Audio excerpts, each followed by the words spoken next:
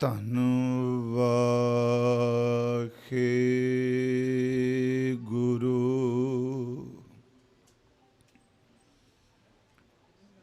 ਸਾਹਿਬ JIO.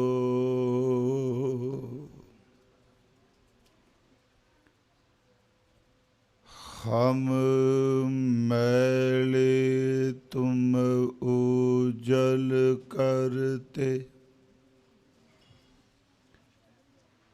ਹਮ ਨਿਰਗੁਣ ਤੂੰ ਦਾਤਾ।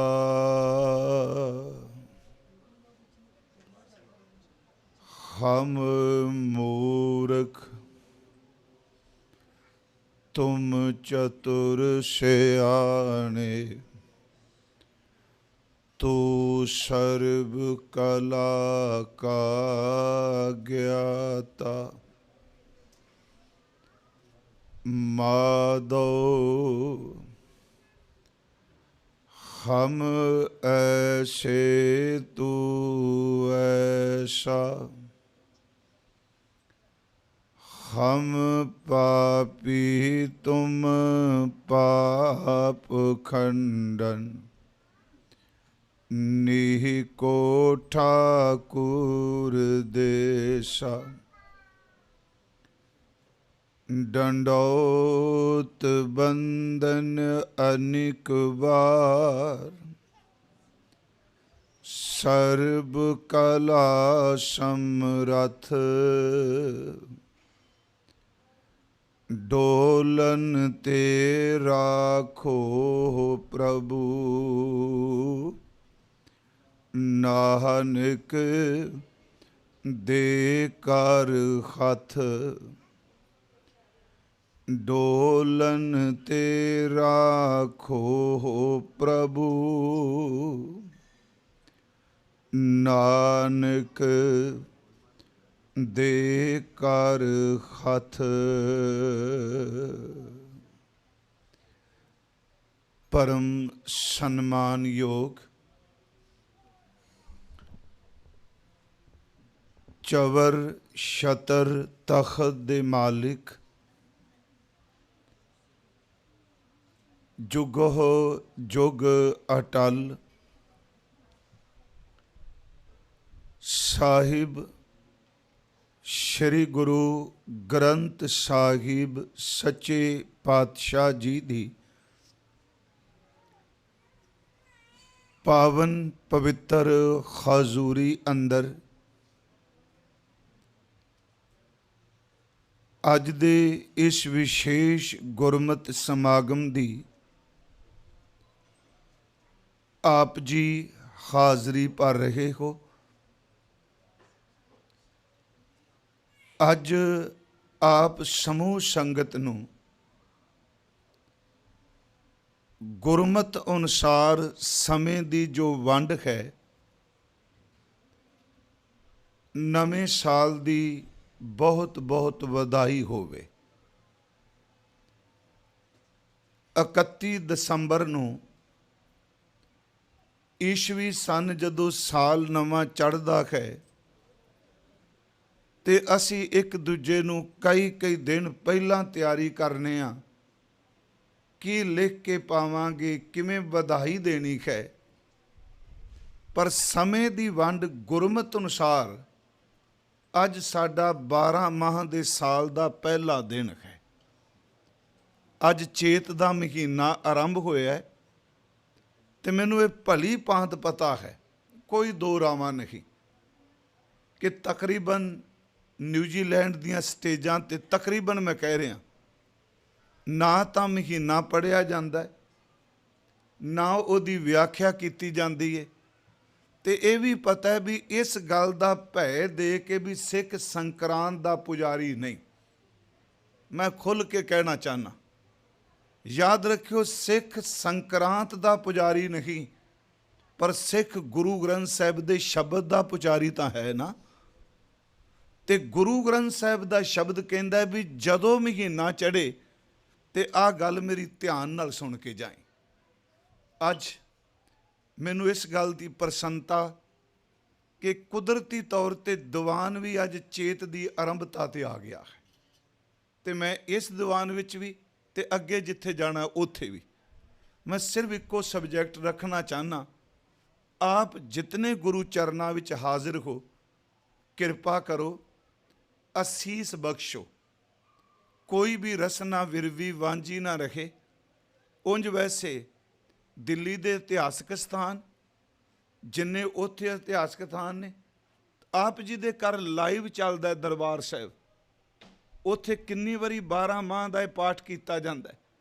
ਸਭ ਤੋਂ ਪਹਿਲਾਂ ਅੰਮ੍ਰਿਤ ਵੇਲੇ ਦੇ ਹੁਕਮਨਾਮੇ ਨਾਲ, ਉਸ ਤੋਂ ਬਾਅਦ ਆਸਾ ਕੀ ਵਾਰ ਦੇ ਭੋਗ ਤੋਂ ਬਾਅਦ, ਉਸ ਤੋਂ ਬਾਅਦ ਰਾਤ ਨੂੰ ਰਹਿ ਰਾਸ ਦੇ ਪਾਠ ਤੋਂ ਬਾਅਦ, ਤੇ ਚੌਥੀ ਵਾਰ ਜਦੋਂ ਰਾਤ ਨੂੰ ਸੁਖ ਆਸਣ ਤੋਂ ਪਹਿਲਾਂ ਹੁਕਮਨਾਮਾ ਲਿਆ ਜਾਂਦਾ ਹੈ। ਇਹਦਾ ਮਤਲਬ ਕੋਈ ਅਰਥ ਸੀ ਸਾਡੇ ਬਜ਼ੁਰਗਾਂ ਦਾ। ਇਹ ਗੱਲ ਹੋਰ, ਗੁਰੂ ਗ੍ਰੰਥ ਸਾਹਿਬ ਵਿੱਚ 2 12 ਮਾਹ ਨੇ, ਦਸ਼ਮੇਸ਼ ਪਿਤਾ ਦਾ 10ਵੇਂ ਵਿੱਚ ਹੈ। 12 ਮਾਹ ਤੁਖਾਰੀ ਸਤਿਗੁਰਾਂ ਨੇ ਕਰਤਾਰਪੁਰ ਦੀ ਧਰਤੀ ਤੇ ਉਚਾਰਿਆ ਗੁਰੂ ਨਾਨਕ ਸਾਹਿਬ ਨੇ। ਤੇ ਇੱਕ ਮੈਂ ਬੇਨਤੀ ਕਰਾਂਗਾ, ਜਦੋਂ ਦਰਬਾਰ ਸਾਹਿਬ ਨੂੰ ਜਾਣਾ ਹੈ ਤੇ ਮੰਜੀ ਸਾਹਿਬ ਦੇ ਅੱਗੋਂ ਲੰਘ ਕੇ ਜਾਇਓ। ਉੱਥੇ ਇੱਕ ਛੋਟਾ ਜਿਹਾ ਗੁੰਬਦ ਬਣਿਆ ਹੈ, ਗੁਰਦੁਆਰਾ ਹੈ। ਉਹਨੂੰ ਪੁੱਛਿਓ ਵੀ ਇਹ ਕਿਸ ਯਾਦ 'ਚ ਹੈ। ਉੱਥੇ ਸਤਿਗੁਰਾਂ ਨੇ 12 ਮਾਹ ਉਚਾਰਨ ਕੀਤਾ ਹੈ। ਇਸ ਕਰਕੇ ਮੇਰੀ ਬੇਨਤੀ ਹੈ, ਕੋਈ ਮੈਂ ਤੁਹਾਨੂੰ ਬ੍ਰਾਹਮਣਵਾਦ ਵੱਲ ਨਹੀਂ ਧੱਕ ਰਿਹਾ। ਮੈਨੂੰ ਪਤਾ ਹੈ ਕਿ ਪੂਰੇ ਗੁਰੂ ਗ੍ਰੰਥ ਸਾਹਿਬ ਵਿੱਚ ਸੰਕਰਾਂਤ ਲਫ਼ਜ਼ ਨਹੀਂ ਆਇਆ, ਪੂਰੇ ਗੁਰੂ ਗ੍ਰੰਥ ਸਾਹਿਬ ਸੰਕਰਾਂਤ ਸ਼ਬਦ ਨਹੀਂ ਕਹੇਗਾ। ਪਰ ਜੋ ਸਾਡੇ ਪੁਰਾਣੇ ਬਜ਼ੁਰਗ ਦਿਨ ਚੜ੍ਹਨਾ, ਕਹਿਣਾ ਪ੍ਰਮਾਤਮਾ ਤੂੰ ਤਰਸ ਕਰੀਏ ਸਮਾਂ ਸੁੱਖ ਦਾ ਬਤੀਤ ਹੋਵੇ।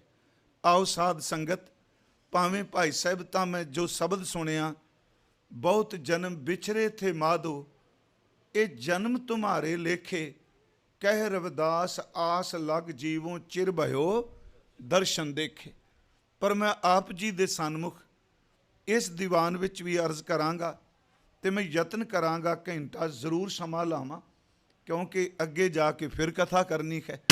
ਆਪ ਜਿਤਨੇ ਹਜ਼ੂਰ ਦੇ ਚਰਨਾਂ ਵਿੱਚ ਉਪਸਥਿਤ ਹੋ, ਕਿਰਪਾ ਕਰੋ, ਅਸੀਸ ਬਖਸ਼ੋ, ਕੋਈ ਵੀ ਰਸਨਾ ਵਿਰਵੀ ਵਾਂਝੀ ਨਾ ਰਹੇ। ਪਿਆਰ ਅਦਬ ਸਹਿਤ ਗੁਰੂ ਬਖਸ਼ੀ ਫਤਿਹ ਸਵੀਕਾਰ ਕਰੋ। ਪਿਆਰ ਅਦਬ ਨਾਲ ਗੱਜ ਕੇ ਬੁਲਾਓ ਜੀ, ਵਾਹਿਗੁਰੂ ਜੀ ਕਾ ਖਾਲਸਾ, ਵਾਹਿਗੁਰੂ ਜੀ ਕੀ ਫਤਿਹ। ਭਗਤ ਰਵਿਦਾਸ ਮਹਾਰਾਜ ਜੀ ਦਾ ਬਚਨ ਪ੍ਰਮਾਣ ਵਜੋਂ ਜਦੋਂ ਦਾਸ ਹਜ਼ੂਰ ਦੇ ਦਰਬਾਰ ਵਿੱਚ ਦਾਖਲ ਹੋਇਆ, ਇਹ ਸੁਣਿਆ ਬਹੁਤ ਜਨਮ ਵਿਛਰੇ ਥੇ ਮਾਧੋ। ਮਾਧਵ ਦਾ ਅਰਥ ਮਾਇਆ ਦਾ ਪਤੀ, ਪਰਮਾਤਮਾ। ਇਹ ਸਾਰੇ ਸ਼ਬਦ ਪੁਰਾਤਨ ਪੂਰਵ ਦੇ ਗ੍ਰੰਥਾਂ ਦੇ ਨੇ। ਹੇ ਪਰਮਾਤਮਾ, ਕਈ ਜਨਮਾਂ ਦਾ ਤੇਰੇ ਤੋਂ ਵਿਛੋੜਾ ਪਿਆ ਹੈ, ਪਰ ਮੈਂ ਕਹਿੰਦਾ ਕਮਾਲ ਦੀ ਗੱਲ, ਇੰਨੀ ਕਮਾਈ ਕਰਕੇ ਵੀ ਦਾਵਾ ਨਹੀਂ ਵੀ ਹੁਣ ਮੈਂ ਛੁੱਟ ਜਾਣਾ ਹੈ। ਬਹੁਤ ਜਨਮ ਵਿਛਰੇ ਥੇ ਮਾਧੋ, ਤੇ ਨਾਲ ਕਿਹਾ ਇਹ ਜਨਮ ਤੁਮਾਰੇ ਲੇਖੇ, ਇਹ ਜਨਮ ਪੂਰੇ ਦਾ ਪੂਰਾ ਤੇਰੇ ਲੇਖੇ ਹੈ, ਤੇਰੇ ਨਾਲ ਲਾ ਦਿੱਤਾ। ਇਸ ਤਰ੍ਹਾਂ ਹੀ ਹੈ ਨਾ ਜੀ, ਤੇਰੀ ਇਬਾਦਤ, ਤੇਰੀ ਸੇਵਾ, ਤੇਰਾ ਸਿਮਰਨ। ਪਰ ਅੱਗੇ ਨਹੀਂ ਕਿਹਾ ਜ਼ਰੂਰੀ ਮੈਨੂੰ ਥਾਂ ਮਿਲ ਜਾਏ, ਕਹਿ ਰਵਿਦਾਸ ਆਸ ਲੱਗ ਜੀਉ। ਮੈਂ ਆਸ ਨਾਲ ਜੀਣਾ ਪਿਆ, ਇਸ ਭਰੋਸੇ ਨਾਲ ਜੀਣਾ ਪਿਆ, ਤੇ ਮਾਲਕਾ ਚਿਰ ਭਇਓ ਦਰਸ਼ਨ ਦੇਖੇ। ਬਹੁਤ ਲੰਮਾ ਸਮਾਂ ਹੋ ਗਿਆ ਤੇਰੇ ਦੀਦਾਰ ਕੀਤਿਆਂ, ਕਿਰਪਾ ਕਰ, ਸਾਰਾ ਜਨਮ ਲਾ ਦਿੱਤਾ। ਦਾਵਾ ਨਹੀਂ, ਇੱਕ ਆਸ ਨਾਲ ਜ਼ਰੂਰ ਬੈਠਾ ਹਾਂ, ਭਰੋਸੇ ਨਾਲ ਬੈਠਾ ਹਾਂ। ਭਗਤ ਰਵਿਦਾਸ ਸਾਹਿਬ ਜੀ ਮਹਾਰਾਜ, ਉਹਨਾਂ ਦੀ ਸ਼੍ਰੀ ਗੁਰੂ ਗ੍ਰੰਥ ਸਾਹਿਬ ਅੰਦਰ ਇਹ 40 ਸ਼ਬਦ ਨੇ ਭਗਤ ਸਾਹਿਬ ਜੀ ਦੇ। ਇੱਕ ਸ਼ਬਦ ਸਲੋਕ ਹੈ, ਉਹ ਦਰਅਸਲ ਭਗਤ ਕਬੀਰ ਸਾਹਿਬ ਜੀ ਦਾ ਹੈ। ਤੇ ਆਮ ਉਹਦੀ ਸ਼ਬਦਾਵਲੀ ਜਦੋਂ ਬੰਦਾ ਪੜ੍ਹਦਾ ਹੈ ਤੇ ਮਨ 'ਚ ਆਉਂਦਾ ਇਹ ਭਗਤ ਰਵਿਦਾਸ ਜੀ ਦਾ ਹੋਵੇਗਾ। ਉਹ ਸਲੋਕ ਹੈ, ਹਰਸ਼ੋਂ ਹੀਰਾ ਛਾੜ ਕੇ ਕਰੈ ਆਨ ਕੀ ਆਸ, ਤੇ ਨਰ ਦੋਜ਼ਕ ਜਾਏਂਗੇ ਸਤ ਭਾਖੈ ਰਵਿਦਾਸ। ਉਹ ਬੰਦੇ ਦੋਜ਼ਕ ਦੀ ਅੱਗ ਸੜਨਗੇ ਜਿਹੜੇ ਬੰਦੇ ਖਰੀ ਪਰਮਾਤਮਾ ਦੇ ਨਾਮ ਹੀਰੇ ਨੂੰ ਤਿਆਗ ਕੇ ਕਿਸੇ ਦੂਜੇ ਦੀ ਆਸ ਤੇ ਜਿੰਦੇ ਆ।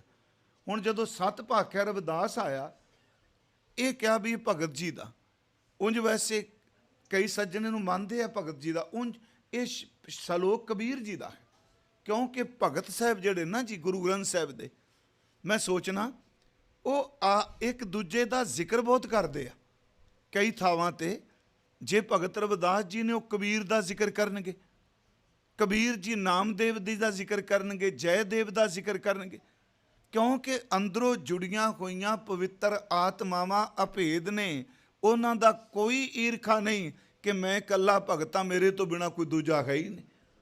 ਹੁਣ ਦੇਖੋ, ਇਹ ਕਬੀਰ ਸਾਹਿਬ ਦਾ ਸ਼ਲੋਕ ਹੈ ਕਿ ਹਰ ਸਿਉ ਹੀਰਾ ਛਾੜ ਕੇ, ਜਦੋਂ ਸ਼ਲੋਕਾਂ 'ਚ ਪੜਾਂਗੇ ਭਗਤ ਕਬੀਰ ਜੀ ਦਾ, ਉਹ ਆਪਣੀ ਗੱਲ ਨੂੰ ਦਰੁਸਤ ਕਰਾਉਣ ਲਈ ਜਾਂ ਸਮਝਾਉਣ ਲਈ ਉਹ ਕਹਿੰਦੇ ਨੇ, ਭਾਈ ਲੋਕੋ ਮੈਂ ਨਹੀਂ ਕੇਵਲ ਰਹਿ ਕਹਿ ਰਿਹਾ, ਭਗਤ ਰਵਿਦਾਸ ਜੈਸੀ ਪਵਿੱਤਰ ਆਤਮਾ ਵੀ ਇਸ ਗੱਲ ਦੀ ਸ਼ਾਹਦੀ ਭਰਦੀ ਹੈ, ਗਵਾਹੀ ਦਿੰਦੀ ਹੈ, ਜਿਹੜਾ ਨਾਮ ਨੂੰ ਛੱਡ ਕੇ, ਹੀਰੇ ਨੂੰ ਛੱਡ ਕੇ ਦੂਜੇ ਦੀ ਆਸ ਕਰੇਗਾ ਉਹ ਦੋਜ਼ਖ ਵਾਲੇ ਪਾਸੇ ਚਲਾ ਜਾਏਗਾ। ਇਹਦਾ ਮਤਲਬ ਆਪਣੀ ਗੱਲ ਦੀ ਪ੍ਰੋੜਤਾ ਲਈ ਉਹਨਾਂ ਨੇ ਭਗਤ ਰਵਿਦਾਸ ਸਾਹਿਬ ਜੀ ਦਾ ਜ਼ਿਕਰ ਕੀਤਾ। ਇਸ ਦਾ ਭਾਵ ਕਿ ਭਗਤ ਰਵਿਦਾਸ ਸਾਹਿਬ ਜੀ ਦਾ ਅਧਿਆਤਮਿਕ ਖੇਤਰ ਵਿੱਚ, ਰੂਹਾਨੀਅਤ ਵਿੱਚ ਕਿੰਨਾ ਕਮਾਲ ਦਾ ਨਾਮ ਸੀ ਕਿ ਉਹਦੀ ਵਰਤੋਂ ਕਬੀਰ ਸਾਹਿਬ ਕਰ ਰਹੇ। ਹੁਣ ਇਸੇ ਤਰ੍ਹਾਂ ਦੋ ਸ਼ਲੋਕ ਹੋਰ ਨੇ, ਉਹਨਾਂ ਸ਼ਲੋਕਾਂ ਨੂੰ ਜਦੋਂ ਪੜ੍ਹੀਦਾ ਤੇ ਇੰਜ ਪ੍ਰਤੀਤ ਹੁੰਦਾ ਹੈ ਇਹ ਸ਼ਲੋਕ ਨਾਮਦੇਵ ਦੇ ਨੇ, ਪਰ ਉਹ ਸ਼ਲੋਕ ਕਬੀਰ ਜੀ ਦੇ ਨੇ। ਨਾਮਾ ਮਾਇਆ ਮੋਹਿਆ ਕਹੇ ਤਲੋਚਨ ਮੀਤ, ਤਰਲੋਚਨ ਮਿੱਤਰ ਕਹਿ ਰਿਹਾ ਕਿ ਨਾਮਦੇਵ ਨੂੰ ਮਾਇਆ ਨੇ ਮੋਹ ਲਿਆ, ਠੱਗ ਲਿਆ। ਨਾਮਾ ਮਾਇਆ ਮੋਹਿਆ ਕਹਿ ਤਲੋਚਨ ਮੀਤ, ਕਾਹੇ ਛੀਪੋ ਛੈਲੈ ਰਾਮ ਨਾ ਲਾਵੋ ਚੀਤ। ਤੂੰ ਸਾਰਾ ਦਿਨ ਕੱਪੜੇ ਰੰਗੀ ਜਾਣਾ, ਕੱਪੜੇ ਸੀ ਜਾਣਾ, ਨਾਮਦੇਵ ਕਦੀ ਤੂੰ ਪ੍ਰਮਾਤਮਾ ਦੀ ਇਬਾਦਤ ਨਹੀਂ ਕਰੇਗਾ? ਤੂੰ ਕਿਉਂ ਨਹੀਂ ਉਹ 'ਚ ਚਿੱਤ ਲਾਉਂਦਾ? ਤੇ ਉਸ ਸ਼ਲੋਕ ਦਾ ਉੱਤਰ ਹੈ, ਨਾਮਾ ਕਹੇ ਤਲੋਚਨਾ ਮੁਖ ਤੇ ਰਾਮ ਸੰਭਾਲ। ਤੂੰ ਮੁਖ ਤੋਂ ਬੋਲ ਅਜੇ ਰਾਮ। ਇਹਦੇ ਵੀ ਅਰਥ ਕੁਝ ਹੋਰ ਡੂੰਘੇ ਨੇ, ਵੀ ਮੁਖ ਤੋਂ ਕਿਉਂ ਕਿਹਾ? ਉਹ ਭਗਤ ਤਰਲੋਚਨ ਕਹਿ ਰਿਹਾ ਹੈ ਰਾਮ ਨਾ ਲਾਵੋ ਚੀਤ, ਤੇ ਨਾਮਦੇਵ ਕਹਿ ਰਿਹਾ ਮੁਖ ਤੇ ਰਾਮ ਸੰਭਾਲ। ਦੋਨਾਂ 'ਚ ਬੜਾ ਫਰਕ ਹੈ। ਉਹ ਕਹਿੰਦਾ ਤੁਸੀਂ ਪਰਮਾਤਮਾ ਚਿੱਤ ਨਹੀਂ ਜੋੜਦੇ, ਤੇ ਨਾਮਦੇਵ ਕਹਿ ਰਹੇ ਨੇ ਕਿ ਨਾਮਾ ਕਹੇ ਤਲੋਚਨਾ ਮੁਖ ਤੇ ਰਾਮ ਸੰਭਾਲ। ਤੈਨੂੰ ਪਤਾ ਨਹੀਂ ਜਿਸ ਅਵਸਥਾ 'ਚ ਮੈਨੂੰ ਰੱਬ ਨੇ ਦਾਤ ਦੇ ਦਿੱਤੀ, ਹਾਥ ਪਾਉ ਕਰ ਕਾਮ ਸਭ ਚੀਤ ਨਿਰੰਜਨ ਨਾਲ। ਮੇਰੇ ਕਹਿਣ ਤੋਂ ਮੁਰਾਦ ਮੈਂ ਇਹ ਨਹੀਂ ਕਿ ਮੈਂ ਪ੍ਰਕਰਨ ਲੈ ਲਿਆ, ਸਿਰਫ ਇੱਕ ਬੇਨਤੀ ਕਿ ਭਗਤ ਇੱਕ ਦੂਜੇ ਦੀ ਰੂਹਾਨੀਅਤ ਨੂੰ ਸਵੀਕਾਰਦੇ ਨੇ, ਇੱਕ ਦੂਜੇ ਦੀ ਨਿੰਦਿਆ ਨਹੀਂ ਕਰ ਰਹੇ ਕਿ ਉਹਨੂੰ ਕੀ ਪਤਾ, ਮੈਨੂੰ ਤਾਂ ਸਾਰਾ ਪਤਾ। ਜਿਹੜੀ ਸਾਡੀ ਅੱਜ ਦੀ ਮੁਸ਼ਕਲ ਹੈ ਵੀ ਨਹੀਂ ਜੀ ਮੈਨੂੰ ਸਭ ਪਤਾ ਹੈ, ਛੱਡੋ ਜੀ ਉਹਦੀ ਗੱਲ ਕੀ ਕਰਦੇ ਹੋ। ਤੇ ਉਹ ਸਾਡੇ ਸੀਤਲ ਸਾਹਿਬ ਢਾਡੀ ਸਾਹਿਬ ਕਹਿੰਦੇ ਹੁੰਦੇ ਸਨ, ਸੋਹਣ ਸਿੰਘ ਜੀ ਕਹਿੰਦੇ ਨੇ ਜਦੋਂ ਕਿਸੇ ਦੀ ਗੱਲ ਕਰੋ, ਕਹਿੰਦੇ ਨੇ ਆ ਤਿੰਨ ਸ਼ਬਦ ਜਿਹੜੇ ਨਾ ਚਾਰ, ਇਹ ਬੰਦੇ ਨੂੰ ਇਹੋ ਜਿਹੇ ਦੁਬਧਾ 'ਚ ਪਾ ਦਿੰਦੇ ਨੇ, ਬੰਦਾ ਸੋਚੀ ਜਾਂਦਾ ਗੱਲ ਕਿਹੜੀ ਕਰ ਗਿਆ। ਅਗਰ, ਮਗਰ, ਲੇਕਿਨ ਤੇ ਪਰ, ਇਹ ਸ਼ਬਦ ਚਾਰ ਬੜੇ ਖਤਰਨਾਕ ਨੇ। ਅਗਰ, ਮਗਰ, ਲੇਕਿਨ ਤੇ ਪਰ। ਮੰਨ ਲਓ ਤੁਸੀਂ ਕੋਈ ਗੱਲ ਕਰਦੇ ਹੋ ਵੀ ਫਲਾਣਾ ਬੰਦਾ ਬੜਾ ਚੰਗਾ, ਉਹ ਸੁਣੀ ਜਾਏਗਾ, ਘੰਟਾ ਸੁਣ ਤੋਂ ਬਾਅਦ ਕਰੇ ਗੱਲਾਂ ਤਾਂ ਸਾਰੀਆਂ ਚੰਗੀਆਂ ਨੇ, ਪਰ ਤੇ ਨਾਲ ਹੀ ਕਹੇਗਾ ਛੱਡੋ ਜੀ ਆਪਾਂ ਕਿਹੜੀ ਗੱਲ ਕਰਨੀ। ਉਹ ਪਰ 'ਚ ਇਹੋ ਜਿਹੀ ਫਾਂਸੀ ਲਾ ਜਾਂਦਾ, ਬੰਦੇ ਨੂੰ ਸਮਝ ਨਹੀਂ ਪੈਂਦੀ ਕਿਹੜਾ ਬੰਬ ਸੱਟੇਗਾ। ਪਰ,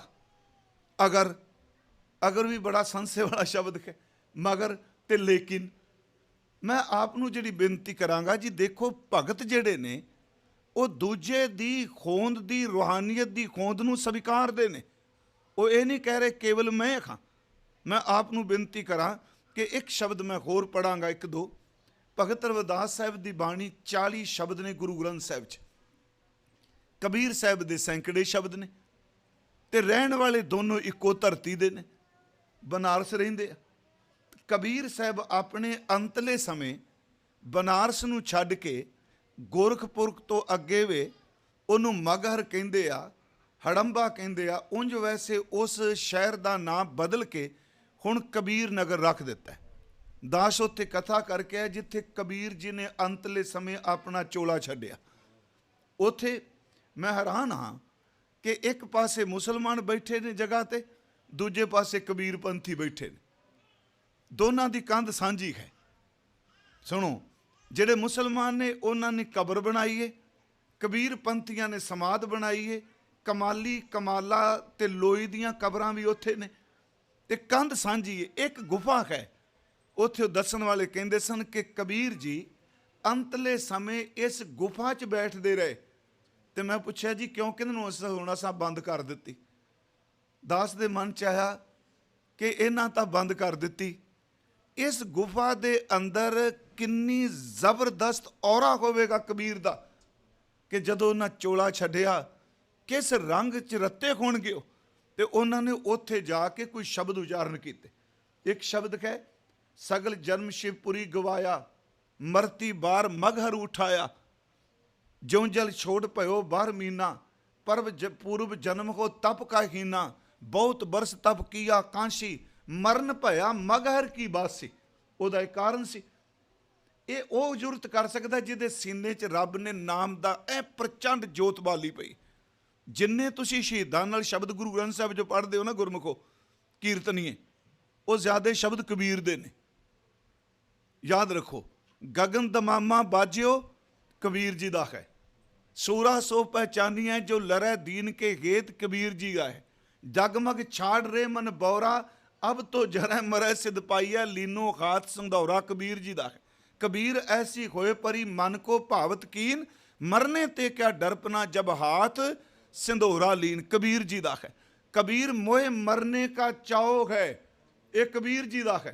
ऐसी मरनी जो मरे बौर ना मरना होए। सारे शहीदां नाल रिलेटेड जिन्ने शब्द ने वो कबीर दे ने। कबीर साहब ने एक मॉडल पेश किया। प्यारिओ सूरमे ऐसे हुंदे आ, पर गुरु ग्रंथ साहब नूं मनण वालियां ने उहदी व्याख्या करके रख दित्ती कि सूरमा इवें शहीद हुंदा है। फिर सुनियो, उन्होंने क्या कबीर साहब शहीद तां नहीं होए ना, पर उन्हों का शब्द पुरजा पुरजा कट मर। एक मेरी मैं क्या चलो असी शहीदां की गल करने तो करनी चाहिए, इस गल तो भजिए ना। मैं कहना कि जदों अरदास करिए, चलो कई बार संखेप अरदास असीं करने, पर दिन च 2 वारी अरदास पूरी करिया करिए। गुरमुख प्यारे भाई वीर सिंह बैठे सन, बंबे की गल है, सोदर का पाठ होया ते अरदास करने वाले गुरमुख ने ना विचों ये शब्द छड्ड दिता, चरखड़ियां ते चढ़े। समाप्ति हो गई। भाई साहब ने कोल बिठा के क्या कहने लगे, गुरमुखा तो अरदास बहुत सोहनी की, पर तुसी ये भुल गए सो चरखड़ियां ते चढ़े।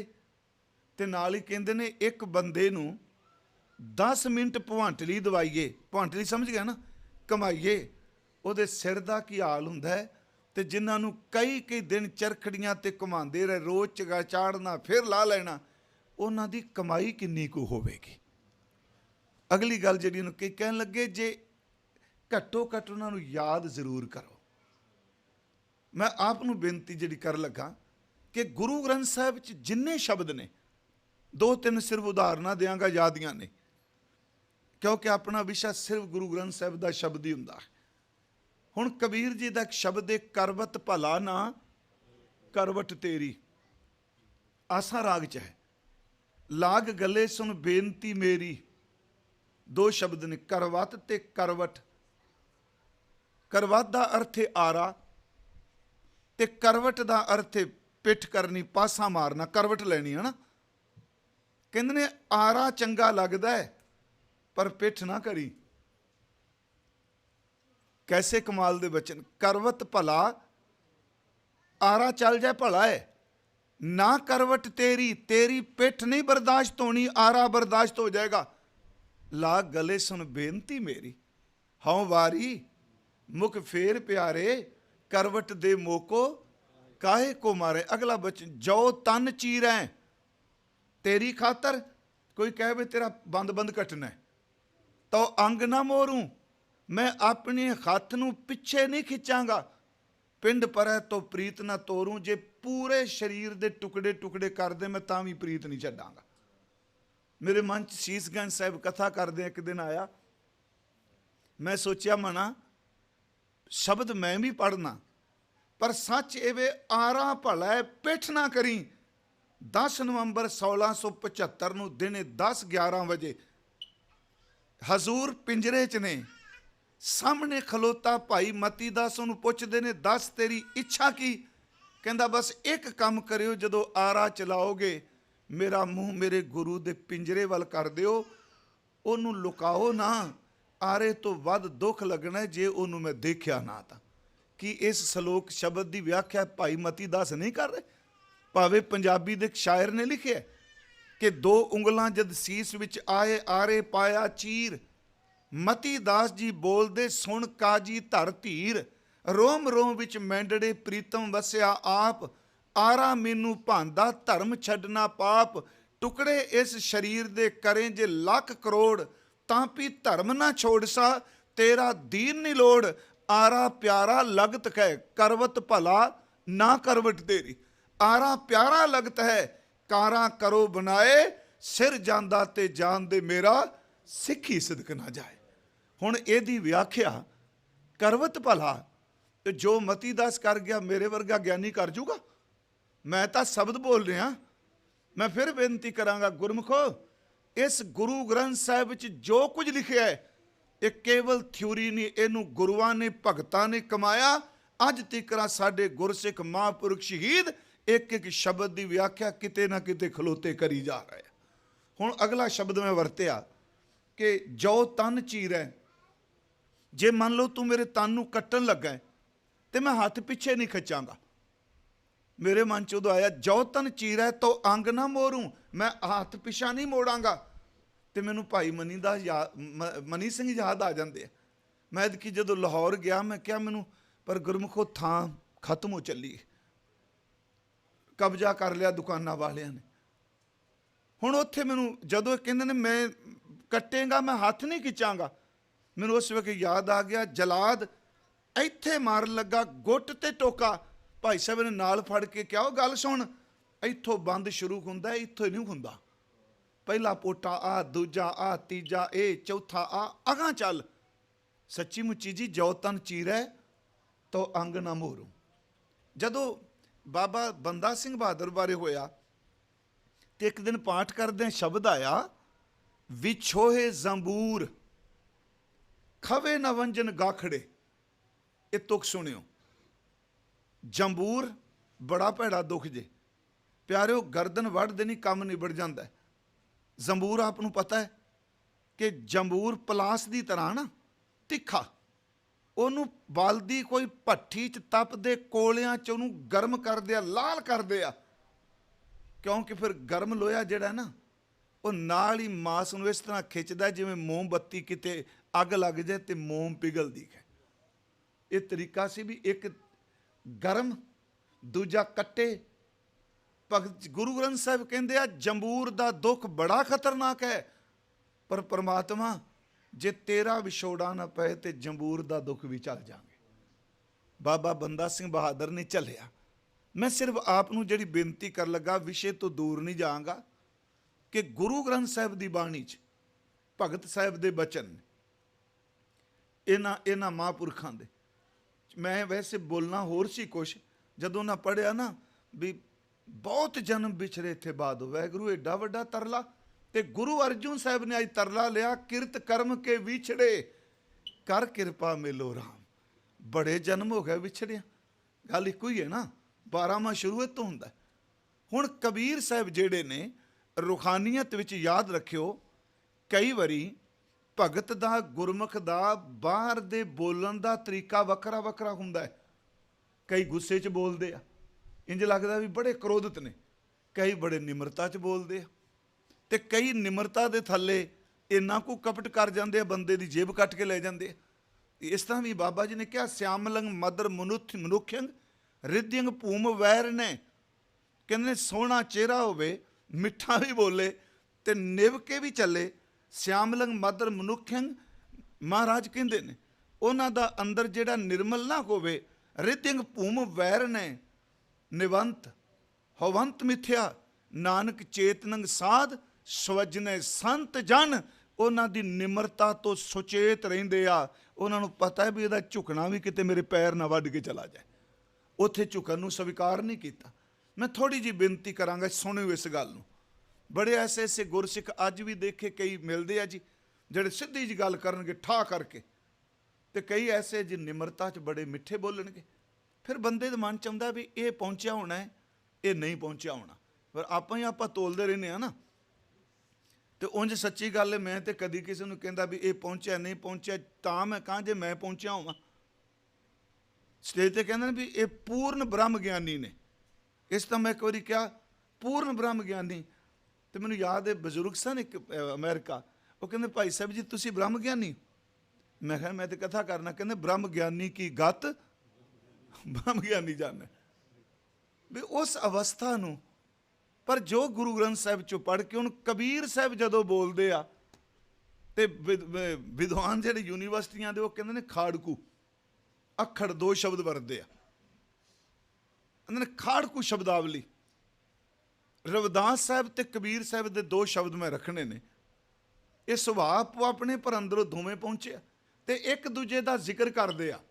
ਮੈਂ ਅਰਜ਼ ਕੀਤੀ, ਹੁਣ ਕਬੀਰ ਸਾਹਿਬ ਨੇ ਕਿਹਾ ਸਤ ਭਾਖੈ ਰਵਿਦਾਸ, ਤੇ ਰਵਿਦਾਸ ਸਾਹਿਬ ਜੀ ਕਹਿ ਰਹੇ ਆ ਨਾਮ ਦਿਓ ਕਬੀਰ ਤਰਲੋਚਨ ਸਦਨਾ ਸੈਰ ਤਰੈ, ਕਹਿ ਰਵਿਦਾਸ ਸੁਨੋ ਰੇ ਸੰਤੋ ਹਰ ਜੀਓ ਤੇ ਸਭੈ ਸਰੈ। ਇਹ ਸ਼ਬਦ ਐਸੀ ਲਾਲ ਤੁਝ ਬਿਨ ਕੌਣ ਕਰੇ, ਉਹਦੇ ਅਖੀਰ 'ਚ ਉਹ ਜ਼ਿਕਰ ਕਰ ਰਹੇ ਆ। ਕਹਿੰਦੇ ਨੇ ਰਵਿਦਾਸ ਇਹ ਨਹੀਂ ਕਿਹਾ ਕਿ ਪ੍ਰਮਾਤਮਾ ਨੇ ਮੇਰੇ ਮੱਥੇ ਤੇ ਰੂਹਾਨੀਅਤ ਦਾ ਛਤਰ ਚੁਲਾਇਆ, ਕੇਵਲ ਮੈਂ, ਮੇਰੇ ਤੋਂ ਬਿਨਾ ਕੋਈ ਨਹੀਂ। ਉਹ ਕਹਿੰਦੇ ਨਹੀਂ ਭਲਿਓ, ਆਓ ਮੈਂ ਤੁਹਾਨੂੰ ਉਹਨਾਂ ਦੇ ਨਾਂ ਦੱਸਾਂ ਜਿਨ੍ਹਾਂ ਦੇ ਸੀਸ ਉੱਤੇ ਰੂਹਾਨੀਅਤ ਦੇ ਛਤਰ ਝੁੱਲੇ ਆ। ਉਹ ਸ਼ੁਰੂ ਸ਼ਬਦ ਇਹ ਬਿਨ ਐਸੀ ਲਾਲ ਤੁਝ ਬਿਨ ਕੌਣ ਕਰੈ, ਲਾਲ ਦਾ ਅਰਥ ਪ੍ਰਮਾਤਮਾ। ਇਹ ਕੰਮ ਤੇਰੇ ਤੋਂ ਬਿਨਾ ਕੋਈ ਨਹੀਂ ਕਰ ਸਕਦਾ, ਬੰਦਾ ਨਾ ਹੋਣ ਦੇ ਬੰਦੇ ਲਈ। ਐਸੀ ਲਾਲ ਤੁਝ ਬਿਨ ਕੌਣ ਕਰੈ, ਗਰੀਬ ਨਿਵਾਜ ਗੁਸਾਈਆਂ ਮੇਰਾ ਮਾਥੈ ਛਤਰ ਧਰੈ। ਅਗਲਾ ਬਚਨ ਜਾ ਕੀ ਛੋਤ ਅਛੂਆ ਛੂਤ ਵੀ ਭ੍ਰਿਸ਼ਟਿਆ ਗਿਆ, ਜਾ ਕੀ ਛੋਤ ਜਗਤ ਕੋ ਲਾਗੈ ਤਾਂ ਪਰ ਤੂੰ ਹੀ ਢਰੈ। ਅਗਲਾ ਬਚਨ ਹੈ ਨੀਚਾ। ਇਹ ਪਾਠ ਗੁਰਮੁਖੋ ਧਿਆਨ ਨਾਲ ਕਰਿਓ। 2 ਪਾਠ ਗੁਰੂ ਗ੍ਰੰਥ ਸਾਹਿਬ 'ਚ ਬਹੁਤ ਵਾਰੀ ਮਿਸਟੇਕ ਬੰਦੇ ਕਰਦੇ ਆ, ਪੜ੍ਹਦੇ ਆ। ਇੱਕ ਇੱਥੇ ਨੀਚੋਂ ਨਹੀਂ ਹੈਗਾ, ਕਈ ਨੀਚੋਂ ਉੱਚ ਕਰੇ ਨਹੀਂ ਪਿਆਰੇ। ਉੱਥੇ ਪਾਠ ਹੈ ਨੰਨੇ ਨੂੰ ਬਿਹਾਰੀ ਚੱਚਾ ਤੇ ਹਾ ਮੁਕਤ ਹੈ, ਜੇ ਪੜ੍ਹੋਗੇ ਨੀਚਾ ਹੈ। ਇੱਕ ਪਾਠ ਹੈ ਏਤੀ ਮਾਰ ਪਈ ਕੁਰਲਾਣੇ, ਕੁਰਲਾਣੇ ਨਹੀਂ ਹੈਗਾ, ਕੱਕੇ ਨੂੰ ਔਂਕੜ ਨਹੀਂ ਲੱਗੀ। ਉਹ ਅੰਮ੍ਰਿਤ ਕੀਰਤਨ 'ਚ ਮਿਸਟੇਕ ਹੋ ਗਈ, ਉਹ ਸਾਰਿਆਂ ਨੂੰ ਭੱਗ ਗਈ।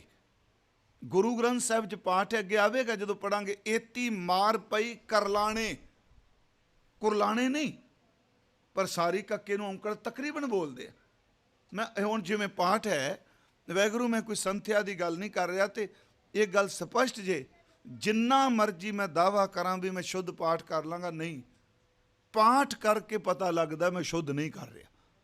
ਇੱਕ ਪਾਠ ਹੁੰਦਾ ਹੈ ਕਿਰਪਾ ਕਰੋ ਦੀਨ ਕੇ ਦਾਤੇ ਮੇਰਾ ਗੁਣ ਅਵਗੁਣ ਨਹੀਂ, ਗੱਗੇ ਨੂੰ ਔਂਕੜ ਨਹੀਂ ਲੱਗੀ, ਮੇਰਾ ਗੁਣ ਅਵਗਣ, ਪਰ ਪਾਠ ਹੀ ਕੀਤਾ ਜਾਂਦਾ ਗੁਣ ਅਵਗੁਣ। ਹੁਣ ਇੱਥੇ ਜਿਹੜਾ ਪਾਠ ਹੈ ਫਿਰ ਉਸ ਵਿਸ਼ੇ ਤੇ ਆਵਾਂ। ਐਸੀ ਲਾਲ ਤੁਝ ਬਿਨ ਕੌਣ ਕਰੈ, ਗਰੀਬ ਨਿਵਾਜ ਗੁਸਈਆਂ ਮੇਰਾ ਮਾਥੈ ਛਤਰ ਧਰੈ, ਜਾ ਕੀ ਛੋਤ ਜਗਤ ਕੋ ਲਾਗੈ। ਮਹਾਰਾਜ ਕਹਿੰਦੇ ਨੇ ਤਾਂ ਪਰ ਤੂੰ ਹੀ ਢਰੈ, ਨੀਚੈ ਨੀਚੋ ਨਹੀਂ, ਨੀਚੈ ਊਚ ਕਰੈ, ਮੇਰਾ ਗੋਬਿੰਦ ਕਾਹੂ ਤੇ ਨਾ ਡਰੈ।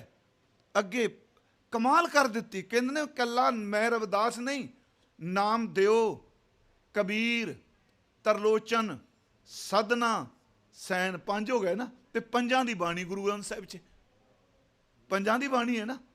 ਵਾਹ ਵਾਹ, ਕੈਸਾ ਭਗਤਾਂ ਦਾ ਆਪਣਾ ਇੱਕ ਸਤ ਸੰਗਤ। ਤੇ ਫਿਰ ਅਗਲੀ ਬੇਨਤੀ ਗੁਰਮੁਖੋ ਧਿਆਨ ਨਾਲ ਸੁਣਿਓ। ਭਾਵੇਂ ਬੰਦਗੀ ਵਾਲਾ ਫਿਜ਼ੀਕਲ ਤੌਰ ਤੇ ਨਾ ਵੀ ਕਿਸੇ ਨੂੰ ਮਿਲੇ, ਪਰ ਰੂਹਾਨੀਅਤ ਦੇ ਤੌਰ ਤੇ ਸੁਰਤ ਕਰਕੇ ਉਹ ਇੱਕ ਦੂਜੇ ਦੇ ਸਤ ਸੰਗੀ ਹੁੰਦੇ ਆ। ਮੈਨੂੰ ਯਾਦ ਹੈ ਸ਼੍ਰੀਮਾਨ ਭਾਈ ਸਾਹਿਬ ਭਾਈ ਰਣਧੀਰ ਸਿੰਘ ਜੀ ਗੁਰਮੁਖ ਪਿਆਰੇ, ਉਹ ਇੱਕ ਵਾਰੀ ਗੁਰੂ ਸਾਹਿਬ ਜੀ ਦੀ ਹਜ਼ੂਰੀ 'ਚੋਂ ਪਾਠ ਕਰਕੇ, ਬੜੇ ਲੰਮਾ ਸਮਾਂ ਪਹਿਲਾਂ ਮੈਂ ਪੜ੍ਹੀ ਸੀ ਸੂਰਾ ਮੈਗਜ਼ੀਨ 'ਚ ਘਟਨਾ, ਉਹ ਪਾਠ ਕਰਕੇ ਕੀਰਤਨ ਕਰਕੇ ਬਾਹਰ ਆਏ ਤੇ ਵਾਪਸ ਫਿਰ ਚਲੇ ਗਏ ਮਹਾਰਾਜ ਦੇ ਕਮਰੇ 'ਚ। ਕਿੰਨਾ ਸਮਾਂ ਉੱਥੋਂ ਬਾਹਰ ਨਿਕਲੇ ਤੇ ਗੁਰਮੁਖ ਪਿਆਰਿਆਂ ਪੁੱਛ ਲਿਆ ਭਾਈ ਸਾਹਿਬ ਨੂੰ, ਸ਼੍ਰੀਮਾਨ ਜੀ ਆਪ ਜੀ ਲੰਮਾ ਸਮਾਂ ਮਹਾਰਾਜ ਦੀ ਹਜ਼ੂਰੀ 'ਚ ਬੈਠ ਕੇ ਦੁਬਾਰਾ ਕਿਉਂ ਗਏ? ਕਹਿੰਦੇ ਇੱਕ ਬਹੁਤ ਪਵਿੱਤਰ ਆਤਮਾ ਅੱਜ ਪ੍ਰੀਤਮ ਦੀ ਝੋਲੀ ਵਿੱਚ ਗਈ ਹੈ, ਪਰਨਾਈ ਗਈ। ਕੌਣ ਜੀ? ਕਹਿਣ ਲੱਗੇ ਪ੍ਰੋਫੈਸਰ ਪੂਰਨ ਸਿੰਘ ਚਲਾਣਾ ਕਰ ਗਏ ਨੇ ਅੱਜ। ਮੈਨੂੰ ਯਾਦ ਉਹ 'ਚ ਲਿਖਿਆ ਸੀ ਵੀ ਕਦੀ ਮਿਲੇ? ਕਹਿਣ ਲੱਗੇ ਸਰੀਰਕ ਤੌਰ ਤੇ ਤਾਂ ਕਦੀ ਮੇਲ ਮਿਲਾਪ ਨਹੀਂ ਹੋਏ, ਪਰ ਸੁਰਤ ਕਰਕੇ ਅਸੀਂ ਰੋਜ਼ ਦੇ ਇੱਕ ਦੂਜੇ ਦੇ ਸਤ ਸੰਗੀ ਸਾਂ। ਮੇਰੇ ਮਨ 'ਚ ਫਿਰ ਆਇਆ, ਮੈਂ ਫਿਰ ਸੁਣਿਓ, ਜਿਹੜਾ ਤੁਸੀਂ ਆਪ ਜੀ ਜਪਜੀ ਸਾਹਿਬ ਦਾ ਪਾਠ ਕਰਦੇ ਹੋ, ਆਪਾਂ ਸਾਰੇ ਇਹ ਪਲੈਨਟ 'ਚ ਆਪਾਂ ਕਹਾਂਗੇ ਇੱਥੇ ਬੰਦੇ ਰਹਿੰਦੇ ਆ, ਠੀਕ ਹੈ, ਸਾਇੰਸ ਨੂੰ ਪਤਾ ਇੱਥੇ ਰਹਿੰਦੇ ਆ, ਪਰ ਗੁਰੂ ਗ੍ਰੰਥ ਸਾਹਿਬ ਕਹਿੰਦਾ ਨਹੀਂ, ਇਸ ਤੋਂ ਬਿਨਾਂ ਵੀ ਧਰਤੀਆਂ ਨੇ ਜਿੱਥੇ ਜੀਵ ਨੇ। ਹੁਣ ਸਾਇੰਸ ਮੁਤਾਬਕ ਜਾਂ ਸਾਡੇ ਆਪਣੇ ਮੁਤਾਬਕ ਅਸੀਂ ਜੀਵਨ ਉਹਨੂੰ ਮੰਨਦੇ ਹਾਂ ਜਿਹੜਾ ਦਿਸਦਾ ਹੈ। ਇਹੀ ਹੈ ਨਾ ਜੀ, ਜਿਹੜਾ ਨਜ਼ਰ ਆਉਂਦਾ ਬਸ ਉਹੀ ਜੀਵਨ, ਜਿਹੜੀ ਸਾਡੀ ਵੀ ਅਜ ਰੱਟ ਲੱਗੀ ਹੈ। ਜਿਹੜਾ ਨਹੀਂ ਦਿਸਦਾ ਉਹ ਹੈ ਹੀ ਨਹੀਂ। ਤੇ ਸਭ ਤੋਂ ਵੱਡੀ ਅਗਿਆਨਤਾ ਸਪਿਰਿਚੁਅਲ ਮਸਲੇ 'ਚ ਕਿ ਜਿਹੜਾ ਦਿਸਦਾ ਹੀ ਨਹੀਂ ਉਹ ਹੈ ਹੀ ਨਹੀਂ। ਸਾਡੇ ਇਸ ਪਲੈਨਟ ਦੇ ਜੀਵਨ ਦੀ ਵਿਆਖਿਆ ਇਹ ਵੇ ਕਿ 5 ਕਰਮ ਇੰਦਰੇ ਨੇ, ਬੰਦੇ ਦੀ ਗੱਲ ਕਰ ਰਹੇ ਹਾਂ, 5 ਗਿਆਨ ਇੰਦਰੇ ਨੇ, ਇਹਦੇ ਬੋਡੀ ਦੇ ਅੰਦਰ ਇੱਕ ਹਿੱਸੇ ਨੇ, ਇਹ ਸਾਹ ਲੈਂਦਾ ਹੈ। ਜ਼ਰੂਰੀ ਨਹੀਂ ਕਿ ਮੇਰੇ ਜੀਵਨ ਵਾਲਾ ਕਾਨੂੰਨ ਦੂਜੀ ਧਰਤੀ ਤੇ ਵੀ ਲਾਗੂ ਹੋਵੇ। ਉੱਥੇ ਅਦ੍ਰਿਸ਼ਟ ਜੀਵਨ ਵੀ ਬਹੁਤ ਜ਼ਿਆਦਾ ਨੇ, ਜਿਹੜੇ ਨਜ਼ਰ ਨਹੀਂ ਆਉਂਦੇ, ਅਦ੍ਰਿਸ਼ਟ ਨੇ। ਇਸੇ ਕਰਕੇ ਗੁਰੂ ਜੀ ਨੇ, ਹੁਣ ਗਾਉਣ ਦਾ ਸੰਬੰਧ ਮੂੰਹ ਨਾਲ ਹੈ ਨਾ ਜੀ। ਜਦੋਂ ਸੁਰ ਲਾ ਤਾਲ ਬੰਦਾ ਤਾਂ ਗਾਉਂਦਾ, ਹਵਾ ਚੱਲਦੀ ਏ। ਅਸੀਂ ਕਦੀ ਕਹਿੰਦੇ ਹਾਂ ਕੀਰਤਨ ਕਰਦੀ, ਪਰ ਬਾਬਾ ਜੀ ਤਾਂ ਕਹਿੰਦੇ ਗਾਵਨ ਤੁਧ ਨੂੰ ਪਵਨ ਪਾਣੀ ਬੈਸੰਤਰ। ਉਹ ਕਿਹੜੀ ਬੋਲੀ ਹੈ? ਫਿਰ ਅਸੀਂ ਚਲੋ ਕਥਾ ਵਾਲੇ ਕਹਾਂਗੇ ਹੁਕਮ ਚੱਲਦੇ ਆ। ਗੁਰੂ ਰਾਮਦਾਸ ਕਹਿੰਦੇ ਆ ਜੋ ਬੋਲਤ ਹੈ ਮ੍ਰਿਗ ਮੀਨ ਪੰਖੇਰੂ, ਸੋ ਬਿਨ ਹਰ ਜਾਪ ਦਿਖਾਏ ਨਹੀਂ ਹੋਰ। ਇਹ ਮੱਛੀਆਂ, ਇਹ ਮਿਰਗ, ਇਹ ਪੰਛੀ ਜਿੰਨੇ ਬੋਲਦੇ ਪਏ ਨੇ ਤਾਰੇ ਤੇਰਾ ਸਿਮਰਨ ਕਰਦੇ ਪਏ। ਅਗਲੇ ਨੂੰ ਕੋਈ ਚਿੜੀ ਤੇ ਚਹਿਕਦੀ, ਇਹ ਕਿਵੇਂ ਸਿਮਰਨ ਕਰ ਰਹੀ ਹੈ? ਅੱਜ ਅਸੀਂ ਰਸਤੇ 'ਚ ਆ ਰਹੇ ਸਾਂ ਤੇ ਪਾਠ ਕਰਦੇ ਇੱਕ ਸ਼ਲੋਕ ਆਇਆ, ਰੂਪ ਨਾ ਰੇਖ ਨਾ ਰੰਗ ਕਿਛ, ਤਰਹੁ ਗੁਣ ਤੇ ਪ੍ਰਭ ਭਿੰਨ। ਪਾਠ ਰੋਜ਼ ਹੀ ਕਰੀਦਾ, ਪਰ ਅੱਜ ਮਨ ਨੂੰ ਇੱਕ ਉੱਤਰ ਮਿਲਿਆ ਜਿਹੜਾ ਇਹ ਕਹੇ ਜੀ ਮੇਰੇ ਨਾਲ ਸਿੱਧ ਕਰੋ ਵੀ ਮੈਂ ਉਹਨੂੰ ਮੰਨਣਾ ਜਿਹੜਾ ਦਿਸਦਾ ਹੈ, ਜਿਹੜਾ ਨਹੀਂ ਦਿਸਦਾ ਝੂਠ ਗੱਪ, ਇਹ ਵੀ ਗੱਪ, ਫਲਾਣੇ ਦੀ ਵੀ ਗੱਪ। ਇਹ ਸੱਚੇ ਪਾਤਸ਼ਾਹ ਇੰਨੀ ਕਿਰਪਾ ਕੀਤੀ, ਨਾ ਉਹਦਾ ਰੂਪ ਹੈ, ਨਾ ਉਹਦਾ ਰੇਖ ਹੈ, ਤੇ ਨਾ ਰੰਗ ਹੈ। ਇਹ ਤਿੰਨੇ ਚੀਜ਼ ਦਾ ਦ੍ਰਿਸ਼ਟਮਾਨ ਨੇ। ਉਹਦਾ ਰੂਪ ਵੀ ਨਹੀਂ, ਸਾਡੀ ਤਰ੍ਹਾਂ ਸ਼ਕਲ ਨਹੀਂ, ਰੇਖ ਆ ਸਾਡੀਆਂ ਰੇਖਾਵਾਂ ਨੇ ਨਾ ਜੀ। ਫਿੰਗਰ ਪ੍ਰਿੰਟ ਵੀ ਕੋਈ ਨਹੀਂ ਉਹਦੇ ਪਛਾਣੇ ਨਹੀਂ ਜਾਣਾ। ਉਂਝ ਵੈਸੇ ਮਹਾਰਾਜ ਨੇ ਕਿਹਾ, ਉਂਝ ਤਾਂ ਹੁਣ ਸਾਰੇ ਜਦੋਂ ਬੰਦੇ ਦੀ ਫੋਟੋ ਆਈਡੀ ਵੀ ਨਹੀਂ ਚੱਲਦੀ ਨਾ ਅੱਜ ਕੱਲ੍ਹ, ਸਿੱਧੀ ਗੱਲ ਕਹਿੰਦੇ ਆ ਫਿੰਗਰ ਪ੍ਰਿੰਟ ਸਾਰੇ ਹੀ ਲੈਂਦੇ ਆ। ਅਰਬਾਂ ਨੇ ਕਿਸੇ ਦੇ ਦੂਜੇ ਨਾਲ ਮਿਲਦੇ ਨਹੀਂ। ਬਾਬਾ ਜੀ ਬਾਣੀ 'ਚ ਕਹਿੰਦੇ ਆ ਕੋਈ ਨਾ ਕਿਸੇ ਜਿਹਾ ਉਪਾਇਆ। ਤੂੰ ਫਿੰਗਰ ਪ੍ਰਿੰਟ ਇਹੋ ਜਿਹਾ ਬਣਾਏ ਨੇ, ਭਾਵੇਂ ਅਰਬਾਂ ਖਰਬਾਂ ਪੈਦਾ ਹੋ ਜਾਣ, ਇੱਕ ਦੂਜੇ ਨਾਲ ਮੇਲ ਹੀ।